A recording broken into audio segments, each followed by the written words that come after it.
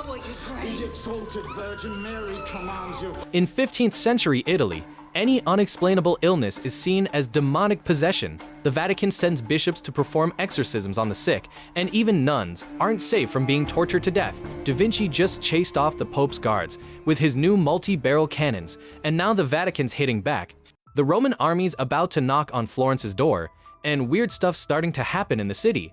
A filthy blood-covered woman runs through the streets, screaming and crying like she's lost her marbles.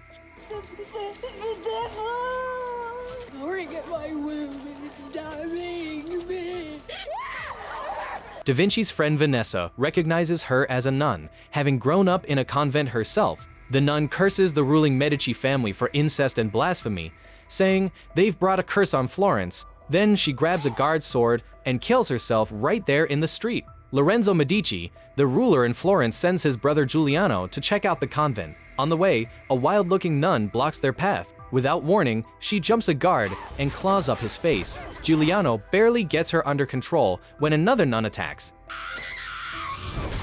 But the real creepy stuff is yet to come. At the convent, it's dead quiet, not a soul in sight. A freaked-out guard rushes to kiss the feet of the St. Anthony statue. Giuliano carefully pushes open a door and finds the place has turned into a makeshift hospital.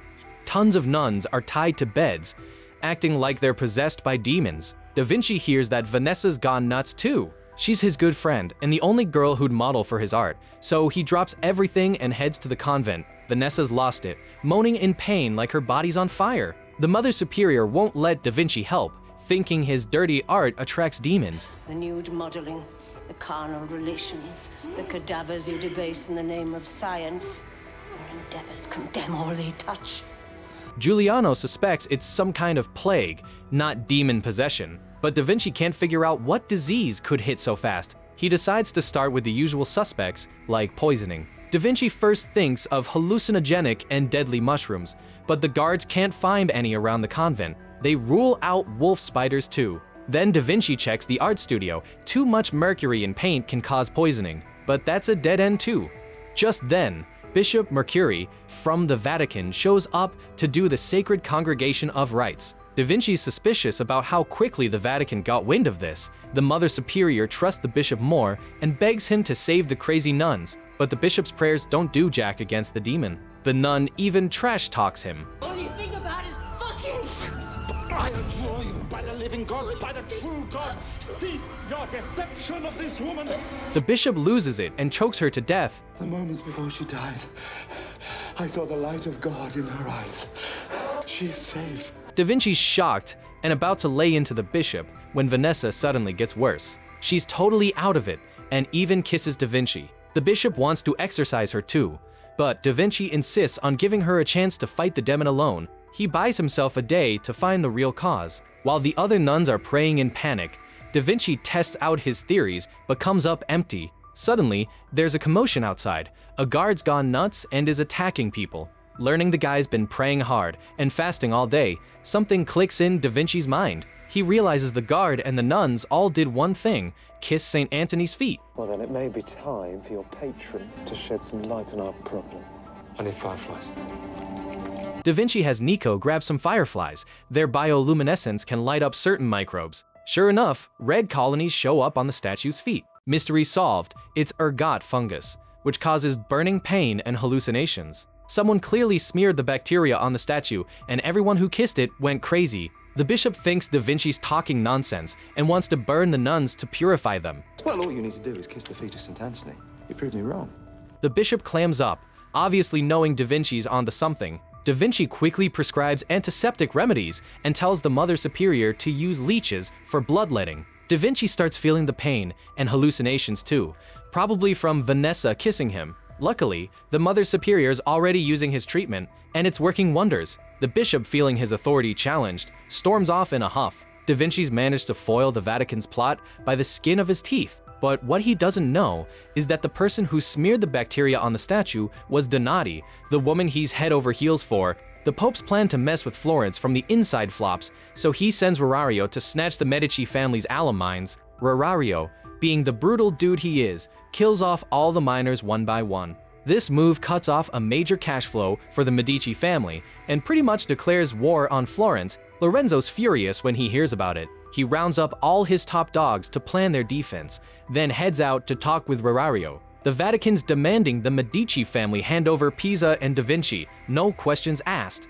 I'd rather have my testicles gnawed off by conger eels.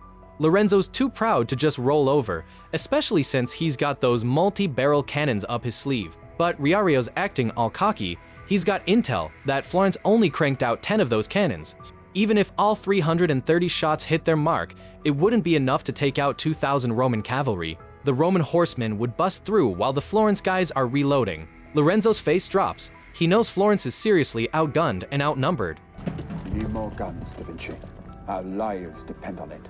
Da Vinci gets how serious this is. A few more cannons won't turn the tide. He's racking his brain, but coming up empty. Donati sees he's stressed and counts up to him. Her softness takes the edge off, and they end up in a passionate tangle, finding comfort in each other. Donati might be forced to spy for the Vatican, but she's rooting for Da Vinci to take out that scumbag Riario. Da Vinci spots a pomegranate by the bed, and suddenly gets hit with inspiration. He throws himself into developing a new weapon, barely eating or sleeping. But that spark of an idea slips away, and he hits a wall. Time's running out. Roman scouts sneak into Florence, spreading flyers saying they're attacking at dawn. The pressure's getting to Da Vinci. He starts hallucinating, seeing the city streets run red with blood tomorrow. Finally, he's losing it. He chucks some sulfur into a furnace.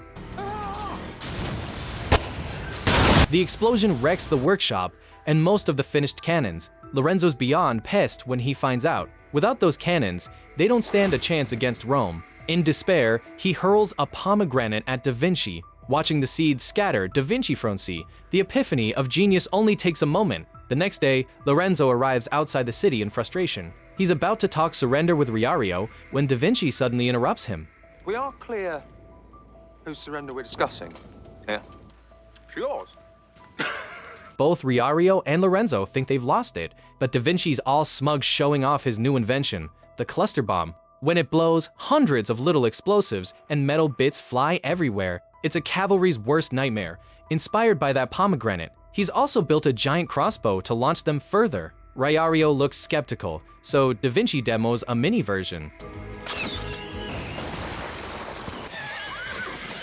Riario flashes back to the shock and fear from Da Vinci's puzzle box bomb and multi-barrel cannons. He doesn't doubt for a second that Da Vinci could whip up this kind of killer weapon. A few dozen of these could wipe out his cavalry. Riario talks tough, but ends up retreating with his tail between his legs. Lorenzo's still trying to process how they just turned certain defeat into victory, but he's in for an even bigger shock.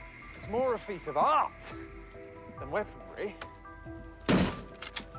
Turns out it's just a model he had craftsmen throw together overnight, all show and no go. Da Vinci's guts are as impressive as his brains, and Lorenzo's completely won over. With the crisis averted, Da Vinci's itching to go hunt for the Book of Leaves. He's planning to ask Lorenzo to bankroll an expedition as reward for saving Florence. At the Victory Bash, Da Vinci's the man of the hour. Lorenzo even makes him head of the Knights of St. John. Da Vinci's in the middle of hyping up his expedition plans when a bunch of guards crash the party. They say Da Vinci's been accused of sodomy and he's under arrest. If he's found guilty, it's the burning at the stake for him. Lorenzo recognizes the leader as Francesco, who's tight with the Pope. He knows this is the Vatican's plot against Da Vinci, but officially he can't interfere with the judiciary, so he has to watch Da Vinci get hauled off for trial. But being the genius he is, Da Vinci's not about to let himself be pushed around. He's got some mind-blowing tricks up his sleeve to get out of this jam and take revenge. This is how history will remember you. F***ing a pig in the middle of your courtroom.